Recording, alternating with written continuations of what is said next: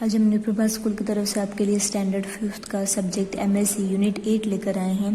The path of ancient wisdom, यानी कि path यानी कि रास्ता, जो हमें यहाँ पे किस ओर ले जाता है। साइंस इज ऑर्गेनाइज्ड नॉलेज, जैसे कि हमें पता है कि साइंस यानी कि विज्ञान जो है वो ऐसी चीज़ है जो हमें नॉलेज देती है। विजडम इज ऑर्गेनाइज्ड लाइफ, यानी कि विजडम उस चीज़ को कैसे हम जिंदगी में लाते हैं वो हमारे लिए बहुत ही ज़्यादा अहम है। इसके लिए हमें यहाँ पे एक स्टोरी दी गई है। Gautam Buddha were sitting under a banyan tree, यानी कि बनियन ट्री के नीचे गौतम बुद्धा है वो बैठे हुए थे। One day a furious Brahmin came to him and started abusing him, यानी कि उस दिन एक ब्राह्मण आता है और उन्हें अब्द शब्द बोलने स्टार्ट हो जाता है, यानी कि उन्हें बहुत ही ज़्यादा बुरे से बात करता है। द ब्राह्मण thought that the Buddha would reciprocate in the same manner, but to his utter surprise there was not the slight change in the expression on his face। अब उस ब्राह्मण को ऐसे लगा कि मैं उन्हें ये सारी चीज़ें बोल रहा हूँ तो वो भी मुझे सामने ऐसा ही जवाब देंगे, ऐसा ही कुछ बोलेंगे, लेकिन इसका जिससे ब्राह्मण ने सोचा था उसका उल्टा ही हुआ, यानी कि कोई भी चीज़ नहीं, यानी कि अपने चेहरे पे बुद्धा ने एक भी शिकन आने नहीं दी कि उसकी वजह से उससे कोई भी फर्क पड़ रहा है। नाउ द ब्राह्मण बिकेम वेरी फ्यूरियस, अब ब्राह्मण को और ज़्यादा गुस्सा आ गया कि मैं इतना कुछ बोल रहा हूँ, ये क्यों कुछ नहीं कर रहा है। He hurled more abuse the Buddha at the Buddha, यानी कि और भी ज़्यादा बुरा तरीके से बुद्धा के लिए बोलने लगा। However the Buddha was completely unmoved, कुछ भी हो गया, बुद्धा जो है वो अपनी पोजीशन पे थे, वो वहाँ से हिले तक नहीं। Actually there was a look of compassion of her face. Ultimately the Brahmin was trying of abusing him, यानी कि उसके चेहरे पे कोई भी वो चीज़ नहीं दिखाई गई, यानी कि जैसे उससे फ़र्क ही ना पड़ता हो। फिर भी ब्राह्मण ने बहुत ज़्यादा ट्राई किया कि मैं से और कुछ गंदा बोलूँ तो वो कुछ तो रिएक्ट करेगा।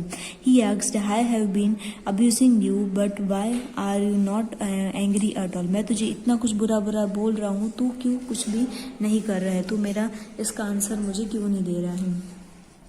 द बुद्धा केमली रिप्लाइड, अब जो बुद्धा है वो उसे शांतिपूर्वक समझाते हैं। My dear brother, I have not accepted a single abuse from you, तूने मुझे जितने भी अब शब्द बोले, तूने मुझे जितने भी पूरी चीज़ें की है, मैंने उसको अपने अंदर, यानी कि मैंने उस चीज़ को एक्सेप्ट ही नहीं किया। Now the Brahmin was even more puzzled, अब ब्राह्मण जो था वो और भी ज़्यादा कन्फ्यूज हो गया, ये क्या कह रहा है। He could not understand the claim reply from the Buddha, यानी कि यहाँ पे सॉरी काम, यानी कि वो जो आराम से उसने जो शांति से जवाब दिया वो ब्राह्मण के बिल्कुल भी समझ नहीं आया। Looking at his disturbed face, the Buddha further explained, "Dear brother, suppose you give some coins to somebody, and if he does not accept them, with whom will those coins remain?" The Brahmin replied, "Surely the coin will remain with me." यानी कि वो उसे उसकी face की तरफ देखते हैं और उसे समझाते हैं कि सपोज यहाँ पे मैं तुझे कुछ सिक्के दे रहा हूँ, अगर मैं उसको सामने वाला जिसको सिक्के दे रहा है अगर वो लेगा ही नहीं तो सिक्के किसके पास रहेंगे। तो ब्राह्मण बोलता है सिक्के मेरे पास ही रहेंगे, अगर मैं सामने वाले को दे रहा हूँ सामने वाला नहीं रह रहा है तो। With a meaningful smile on his face the Buddha says, now you are right, अब एक खूबसूरत सी स्माइल देखते हुए बुद्धा उसे कहते हैं कि अब तुम सही हो। The same was happen with your abuses, जो तुमने मुझे चीज़ें बोली वो तो तुम्हारे साथ ही सेम हो रही है, मैंने तो उस चीज़ को एक्सेप्ट ही नहीं किया, मैंने अंदर वो चीज़ें ले ही नहीं। You came here and hurdle abusing at me, तुम यहाँ पे खुद आए तुम मुझे बोले ही जा रहे हो, but I have not accept a single adieu for me, लेकिन मैंने एक भी शब्द अपने लिए वो चीज़ नहीं ली, तो मुझे यहाँ पे कुछ फ़र्क ही नहीं पड़ा। Hence all those abuse remain with you only, जो तुमने अब्द शब्द बोला वो तुम्हारे पास ही रह गए, क्योंकि मैंने तो कुछ, अगर मैं जवाब देता है यानी कि मैंने कुछ चीज़ें ली है, मैंने तो कोई चीज़ ली ही नहीं है। So there is no reason to be angry with you, तो कोई रीज़न ही नहीं होता कि मैं तुम पे गुस्सा करूँ।